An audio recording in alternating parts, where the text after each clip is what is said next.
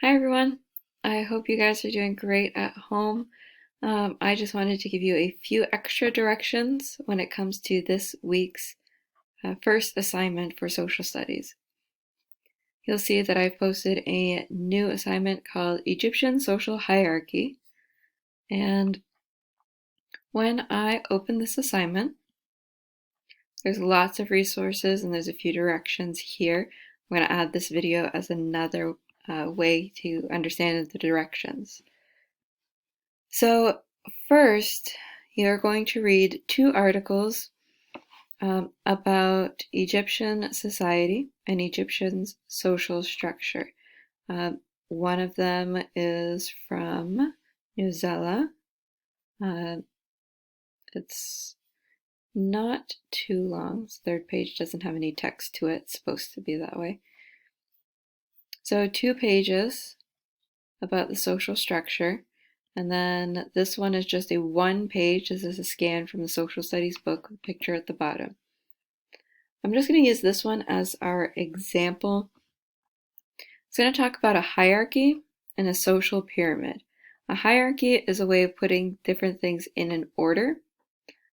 Usually a hierarchy is a specific order, like from least to greatest, something like that. This social pyramid is a form of a hierarchy where it's putting these things in order. And it's a pyramid not because of the Egyptian pyramids. Some people get that confused. They think, oh, ancient Egypt, they had those massive pyramids. That's why they put this into a pyramid shape. And that's a nice connection. But this is a pyramid more because of the amount of space there is at the bottom of a pyramid compared to the amount of space at the top of a pyramid.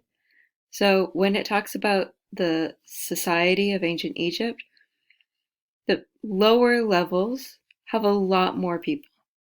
And then the higher levels have fewer and fewer people.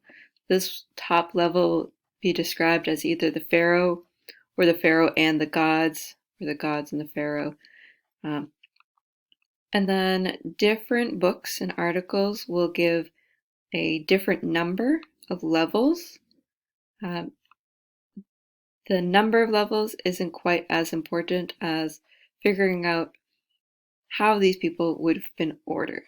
Okay, so this one has farmers, servants, and slaves at the very bottom all together in one group, whereas other sources might have farmers just above and then servants and slaves in a separate category at the very bottom. So it depends on the article. When you do the activity that goes with this one is set up as a Google Slides activity, just to give you something different to work on. I've already set up the slides for you.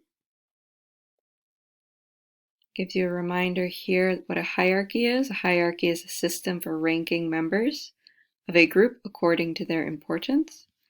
And then we've got some slides with the directions.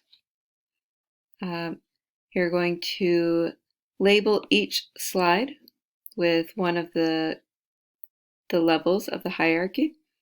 You'll include a quick note about that job and then use a picture or a symbol to go with your slide. Okay. The example one here is not something you'll use because this is not one from ancient Egyptian social hierarchy. But if I have an example, the job would be nurse. Then I have a short description, what nurses do, and a picture related to what I've talked about. When you go to your slides, you see they're already set up with level 1. You put the job here, what would be at the very top. Give a short description, what those people do, and then a picture to go with that job. And then you'll go right through. This one's set up to have 5 levels. You can choose which 5 jobs to put in here. Just make sure they are in the correct order because that is what a hierarchy is. These 5 jobs do have to do with the ancient Egyptians and their society that you read about from the 2 articles. Please let me know if you have any questions about this. I'd be happy to answer your emails or set up a time where we can talk on Zoom. If I go back to the directions, you'll notice there is one optional activity. This one is a critical thinking activity. You can do this by writing it, by just thinking about it, not passing anything in.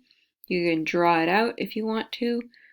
You can make slides. You can be totally creative. You don't even have to do it if you don't want to. But something to think about after you do the Egyptian society. What does our social class hierarchy look like today? So do we have an order of importance for our jobs? And kind of some follow-up questions. Which jobs do you think would go where?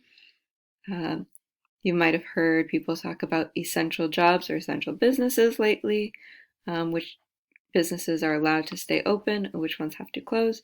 Does that have anything to do with the social hierarchy? Is it the same or is it different? So that's just something to think about after you get the assignment done. When you're finished with your slides, you can turn in over here or well, I think this is probably the best way. You can also hit share, but this one marks it as done on Google Classroom, which is nice for you. Anything else? Just let me know. The other videos here are just audio versions of the 2 articles, in case you'd like them. All right. I hope you guys are going to have a great week working at home.